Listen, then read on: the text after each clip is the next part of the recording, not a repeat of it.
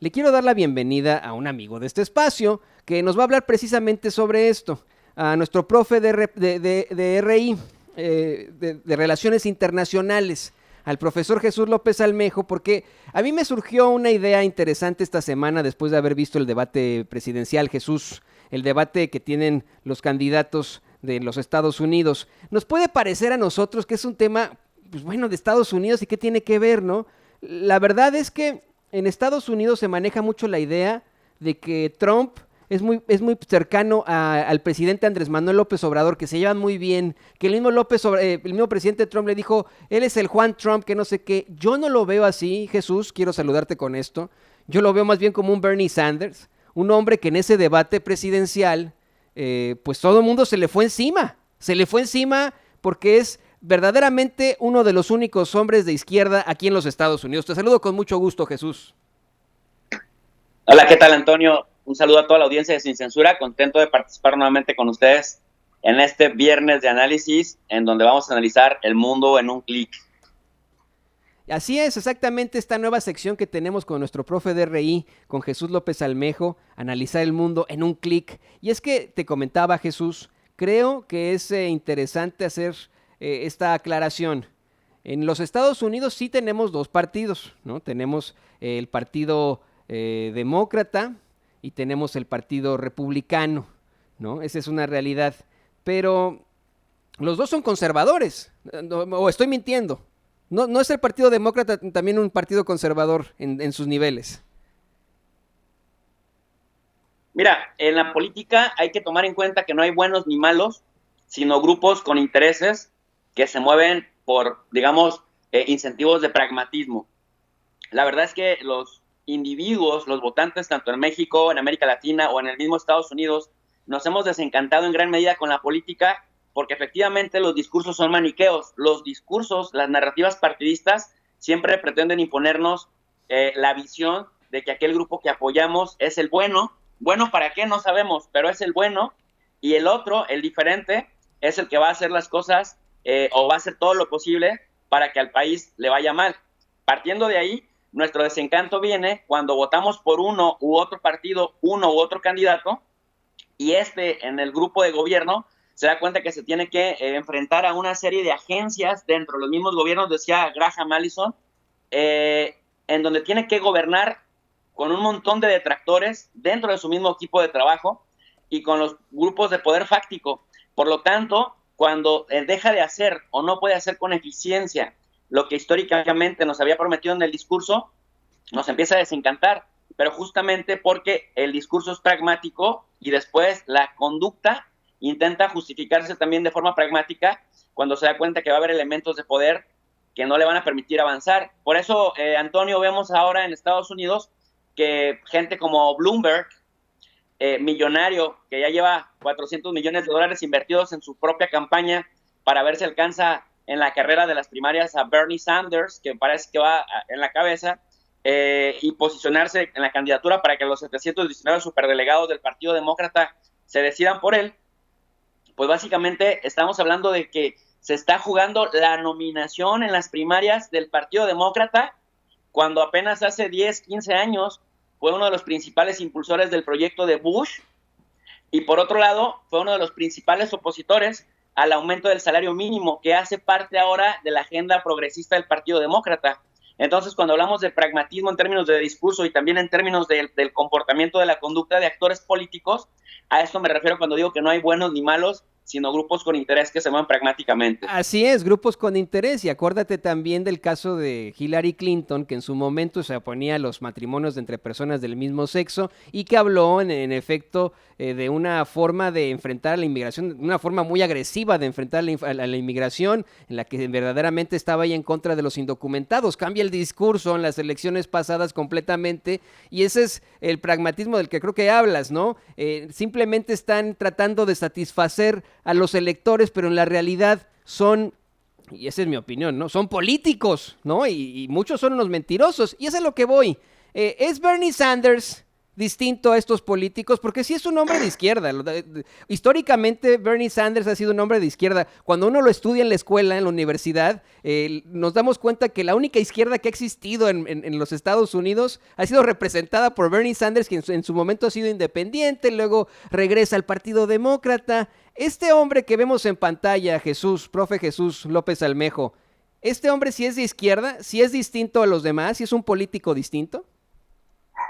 Mira, cuando hacemos un análisis, un rastreo de procesos, que es una metodología de las ciencias sociales que busca investigar el origen justamente de un discurso o de una conducta de un individuo o de un colectivo, nos damos cuenta que Bernie Sanders ha sido justamente dentro de estos grupos pragmáticos de la política estadounidense, Antonio, de los más consistentes con un discurso. ¿Cuál ha sido la razón por la cual se ha mantenido muchos años en el Senado utilizando un curul de Vermont, el estado de donde él proviene? Justamente que para ese segmento de mercado, si lo podemos llamar de alguna manera político, de Vermont, ha funcionado por su consistencia. Sin embargo, es bien sabido por nosotros los analistas que en Estados Unidos hay desde el macartismo, incluso desde antes, por el mismo espíritu con el que fue fundada la nación estadounidense, una aversión a lo que se pueda oler o parecer al socialismo. Hay una aversión a todo lo que pueda parecer a distribución equitativa de la riqueza, y justamente el origen capitalista mismo, neoliberal, de libre comercio, etcétera, en Estados Unidos asusta bastante. Por eso el tema es que aunque Bernie Sanders sí ha sido consistente en términos de su posición, uno, nacionalista, dos, incluyente, tres, que pretende cobrarle impuestos a los multimillonarios de Estados Unidos para distribuirlo justamente entre estos sectores vulnerables de las comunidades afroamericanas, de las comunidades hispanas, de las comunidades que recién se incorporan a la sociedad estadounidense y que aportan bastante en términos de impuestos porque pagan y porque además, pues algunos subempleos les quitan de alguna manera sus prestaciones, les cobran de todos modos el impuesto que deben pagar y sin embargo no les dan acceso, incluso los mismos, los blue collars, los obreros blancos, ¿no? Que se dedican a las manualidades, etcétera, que no tienen acceso a estas prestaciones y que entonces Bernie Sanders dice, pues también hacia allá tendríamos que llevar el beneficio social. En todo caso, por eso es que se le compara con se le dice que es el Andrés Manuel López Obrador de la política estadounidense. Sin embargo, ¿cuál es la preocupación del Partido Demócrata? Que aunque este señor, o justamente porque este señor es consistente con su discurso histórico tradicional, piensan que no les va a alcanzar para que a nivel nacional la ola progresista no sea tan grande ni tan expansiva, y por el contrario, los demócratas del centro y los demócratas que son más proclives al libre mercado no le den su respaldo a Sanders, como en su momento, en el año 2016, los votantes de Sanders, algunos se abstuvieron de votar por Hillary Clinton ya en la elección nacional y algunos otros prácticamente votaron por Donald Trump. Entonces ahora piensan que si Sanders es el nominado, debido a su consistencia de centro-izquierda y a la izquierda, y esto desde discursos de 1970, 1980 y el 90, y ahora que es candidato todavía lo ha sentado más, este discurso hacia los pobres y hacia el combate a la distribución equitativa y hacia el Medicare y todo este, digamos, marasmo de propuestas más cargadas hacia el socialismo, pues parece que asustan a los sectores de clase media hacia arriba en la pirámide estadounidense. Por lo tanto, el riesgo con Bernie Sanders para los demócratas es que sea muy contundente al interior de las alas progresistas demócratas, pero no le alcance justamente para el nivel nacional. Y es que es exactamente eso, Jesús, en la problemática, ¿no? El sistema electoral en Estados Unidos es completamente distinto, basado en un sistema de delegados, de superdelegados y etcétera, que esto podría afectar en todo caso, eso de lo que nos hablas, ¿no? Cómo es que en todo caso un Bernie Sanders podría tener un apoyo en ciertos sectores, ¿no? En su Vermont, en el noreste de los Estados Unidos, tal vez una parte de aquí del medio oeste de los Estados Unidos, podríamos pensar también en California, en el oeste, también Washington, etcétera, el Washington del oeste también, pero el resto del país, ¿cómo ve a Bernie Sanders? Mira, por ejemplo, por poner un ejemplo del pragmatismo, en el caso de Carolina del Sur, Bernie Sanders habrá ganado, si la gana, 3 de 4 nominaciones. Recordemos que la misión en las primarias de los demócratas es juntar 1991 delegados, pero recordemos también que cada estado tiene, en función de su tamaño demográfico y de su número de electores, pues también tiene, digamos, representantes de electores que van a votar en la Convención Nacional por un candidato u otro para que gane la nominación. El Partido Demócrata, lo habíamos dicho en otras entrevistas, tiene una trampita, porque hacen un gran esfuerzo por demostrar que son democráticos, hacen precampañas en todos los estados, viene el supermartes el 3 de marzo, en donde 14 estados van a elegir a sus delegados que van a votar en la Convención Nacional por algún otro candidato, pero se habla poco de los 719 superdelegados por los que nadie vota, a los que nadie les piden que rindan cuentas, que pueden votar discrecionalmente y que pueden inclinar la balanza hacia alguno otro candidato. Entonces, de pronto pareciera que no importa mucho cuánto ganen, cuántos votos ganen o arrasen los candidatos para las preliminares o para las primarias, si al final los superdelegados van a decidir quién es el favorito. Generalmente los superdelegados se supone que el criterio para terminar por impulsar la carrera, la candidatura del que va más adelante en la carrera, es que tenga posibilidades de ganar a nivel nacional. Sin embargo, sabemos que incluso ha habido declaraciones en donde decía que Barack Obama incluso estaba dispuesto a regresar a la política para que de manera activa pueda frenar con todo su capital político al mismo Sanders, si Sanders se despega. Bueno, eso Barack sería. Es un, como expresidente, es un superdelegado. En este caso, Antonio, Trump también está jugando su campaña.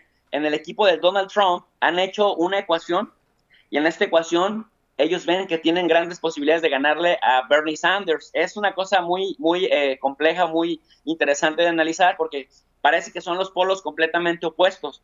Sin embargo, como se pueden votar en estas primarias también personas que no sean parte del Partido Demócrata, buena parte del electorado, los blancos, el voto duro de Donald Trump, están de alguna manera apostándole para votar por Sanders, para ir apuntalando a Sanders.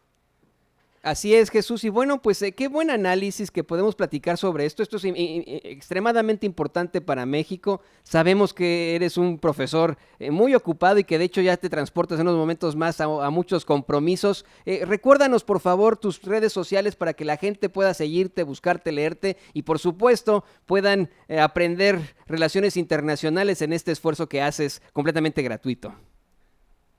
Claro que sí, querido Antonio, muchísimas gracias. Pues mira, a invitar a la gente a que se suscriba al canal de Tu Profe de RI, en donde, bueno, RI significa Relaciones Internacionales. Estoy subiendo los cursos como los imparto en el aula y prácticamente son cursos de política exterior de México, de análisis de coyuntura, de geopolítica, Medio Oriente, teoría de relaciones internacionales.